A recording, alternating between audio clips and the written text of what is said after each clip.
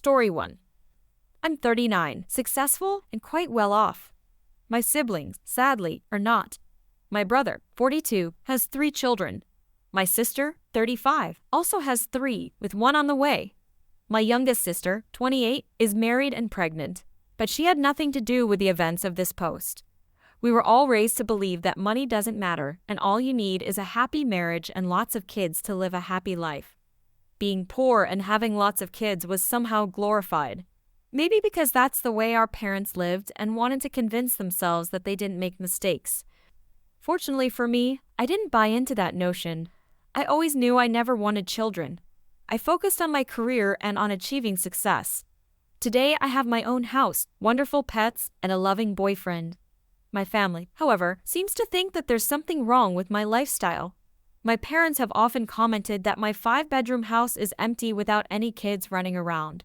My siblings often tell me I'm selfish for not having kids and actually enjoying my life. However, their disdain for my selfish lifestyle doesn't stop them from begging for money.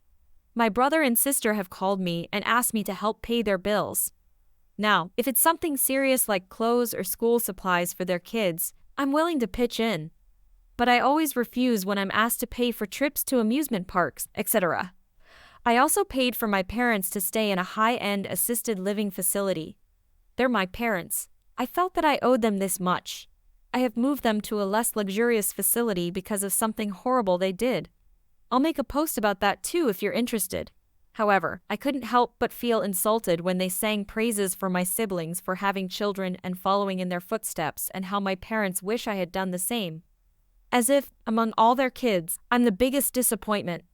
For this reason, I've distanced myself from them. I only call or visit to check up on them and don't let them be a part of my life. The other day, I got a call from my sister asking if she, her husband, my brother, and his wife could come over. I said okay. They asked me to leave my fortune to their kids in equal portions. And if I did, they would stop asking me for financial help. They said this as if they were doing me a favor. You don't have kids, so who are you going to leave it to? Asked my brother. I told them I was going to leave my money to charities and that I don't owe them anything. When they went on the "you're selfish" tirade, I told them to leave. The next morning, I got a call from my dad telling me they were disappointed in me. I simply hung up. The one family member who has stood by me is my youngest sister. She actually has her life together, and I could not be more proud of her. Edit. Here's what my parents did to deserve the downgrade. After the altercation with my siblings, my parents tried a different strategy. They tried to sweet-talk me, and suddenly their tune had changed from "you're so selfish" to "awa, we didn't mean it.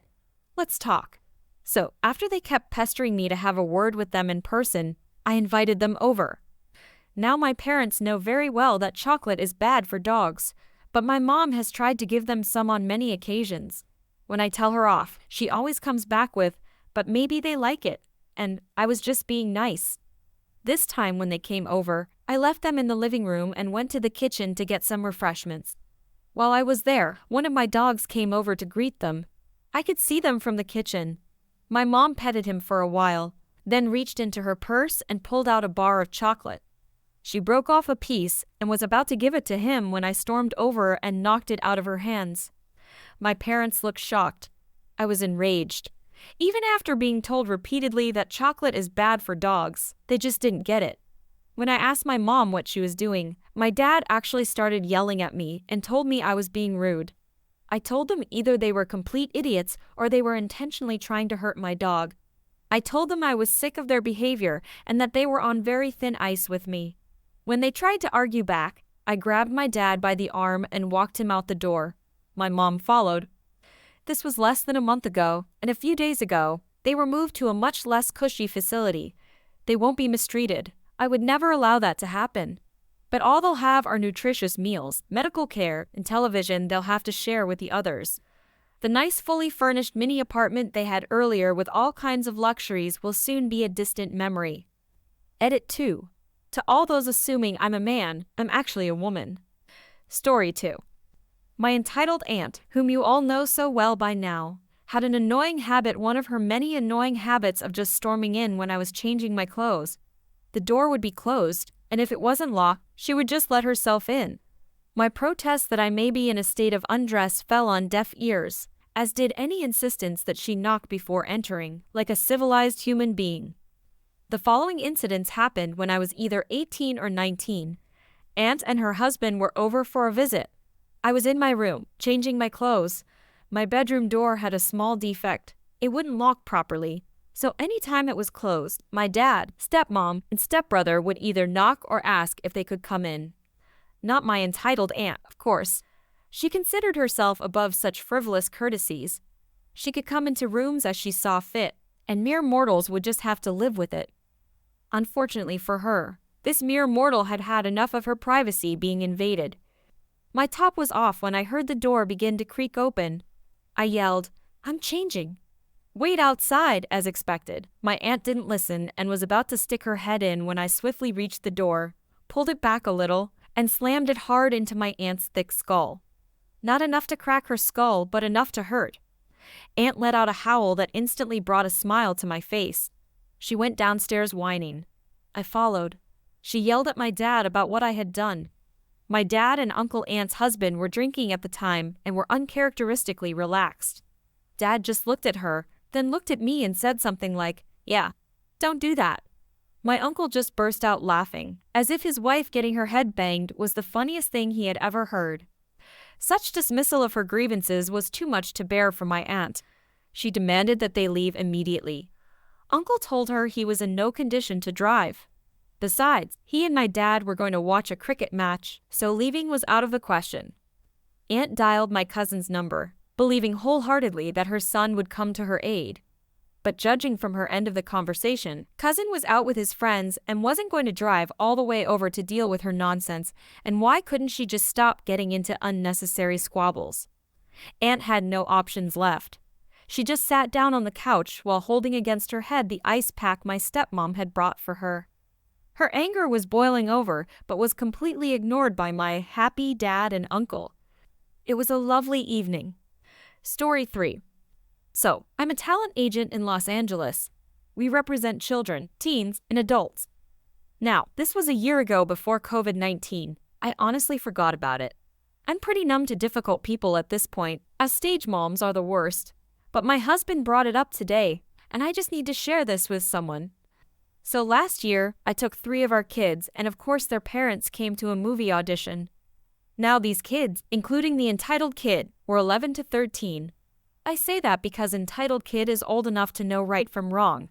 This was also this kid's first audition. This was a big audition. Throughout the week, about 4,000 people auditioned, so your chances aren't high. But it's good practice, especially for him, who was new. So the first thing they did, which is typical, is line the kids up and cut them by their look. If you don't have the look they want, there's no point for you to even read. Well, I got cut. Also, they are really nice about it. They explained to the kids that they are all awesome and probably very talented, but that they were looking for a different look and not to ever give up. I understand it stinks when you get cut right away, but this is a competitive industry where you need thick skin. Sometimes you just aren't what the producer is looking for, and that's okay. The next day, you could be exactly what they are looking for. Well, entitled kid starts to wail and cry. That's when his entitled mom stands up, pointing her finger at the casting director while shaking. Entitled mom, "My baby deserves this role more than anyone. Why would you cut him? He is beautiful. Give him another chance right now, or I will call my lawyer and tell them you are discriminating." Entitled kid, while still crying, "I'm the best. Give me the role. Give me the role. Give me the role." Me, "All right, it's time to go." Entitled mom, "No, I won't leave until my baby boy gets another chance." The casting director, "Ma'am, I'm sorry. I'm sure he's talented, but we are looking for something different. We need you to exit the building now, or we will have to call security." Me, I hissed at her and said, "If you don't leave this room with your kid now, I swear I will have you blacklisted from every agency in this industry." Long story short, entitled mom and her entitled kid were escorted out by security, and I ended his contract with us and warned the other agencies about his mom, as it's possible she might try to jump to a new one. Story 4. Okay, so this story goes back about 7 years. I was in a scouting troop with one terrible kid. For the sake of privacy, we'll call him Stitches, as he was the biggest tattletale of all time. Now Stitches, while also being a huge informant, also had a history of complete apathy and slight psychopathy. When he was in the Cub Scouts, he straight up tackled a kid and choked him until he was unconscious because the kid asked him to lighten up and have fun. That cub never came back to the pack after that, and I completely understand why. Anyway, I was going on one of my first camping trips with the troop. It was about my third or fourth time, and I was starting to get the routine of camping down pat. Now there were rules with my troop about sleeping in tents. One was that everyone had to have a tent buddy, meaning both you and the buddy had to set it up, sleep in it, keep it clean, and take it down. In other words, pretty standard stuff to help the scouts bond with each other, and it definitely worked. I'm still great friends with some of the kids I met in the troop, but for this trip, I had the misfortune of being paired with Stitches since I missed a meeting because I was sick, and I got paired with him since no one chose him. We drove over to the site and got straight to work setting everything up. One pair needed help setting up their tent, so I explained to Stitches that I was going to help them out and he should get started without me since we're slowly losing daylight. Our scoutmaster also had a rule that we weren't allowed to start a campfire until after all the tents were set up, and it was going to be a cold night, so I thought I would help speed up the process. I finished helping those two, and I came back to see the tent still in the bag. Stitches hadn't even touched the darn thing. When I asked him why, he complained that I wasn't following the rules, to which he was right. But that meant that I had to set up the tent in the dark. Notice how I said I, and not we, because he didn't help at all. Way to be a hypocrite, but whatever. I needed a place to sleep, and I wasn't going to be petty like him. Now at this campsite, there was a hiking trail that led to an abandoned railroad. We hiked it the next day at the perfect time, so we'd get back to the site right in time for dinner. On the hike, I found a rail spike on the ground, and I thought it would be a good souvenir to take home. I just moved, so I have no clue where it is, but I do still have it somewhere. Anyway, we got back from the hike and ate our food. That night, we made sure to have our tents cleaned out so we can leave early in the morning. I had left the rail spike in the tent and forgot to pack it up in my bag and put it in the car. The car was somewhat far away, so when I found it, I just left it there. Stitches didn't like that. When we were heading to sleep, Stitches found it, and the following conversation ensued. Stitches, what's this? Me. It's a rail spike I found on the trail. Pretty cool, right? Stitches, why didn't you pack it up? Now I had and still do have a dark sense of humor, so I cracked a joke. Me, well, if a critter gets in the tent, I can stab it, and we'll have a nice breakfast in the morning. Stitches fell silent and avoided me the next day, meaning I had to take the tent down myself. We had a meeting the day after we got home from the trip, and Stitches was nowhere to be seen.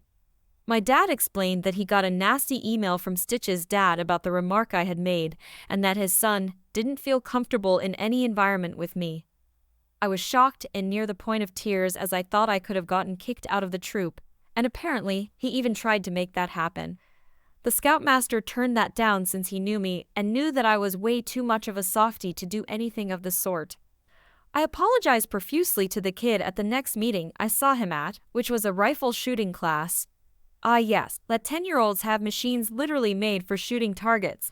Stitches and his father were both uncomfortable at the sight of me having a gun, which would be normal if it weren't for the fact they were comfortable with everyone else. They tried to make the instructor kick me out of the class, claiming I was a psychopath, look who's talking, but to no avail. I ended up being quite the sharpshooter, and the instructor even let me use his handgun. I was the only kid that got to try it out, and it was pretty cool. Although I would never hand a person younger than 25 a loaded handgun if I were an instructor. What's funny is that Stitch's father was kicked out of the troop for literally trying to stage a takeover and become the scoutmaster. I ran into Stitches and his dad a few times as they started their own troop and showed up to big scouting events. Stitches seemed to have grown up a bit. He even apologized to me once when I ran into him at a scouting summer camp. His dad would still give me and my troop looks. Ugh. Edit. I'd like to give a little more background. Stitch's parents were both awful. His mom was a textbook difficult person, and his dad was an atheist information technology guy. Now I have no problems with atheists seeing as I'm kind of one, and I have no problem with information technology people. But it's like the difference between a nice guy and a nice guy. Stitches was also forced into homeschool, meaning he basically had no interaction with kids his age outside of scouting. So this was like his first time actually being social. He has since learned better, and from what I've heard, he's going to a good college and no longer a complete psychopath.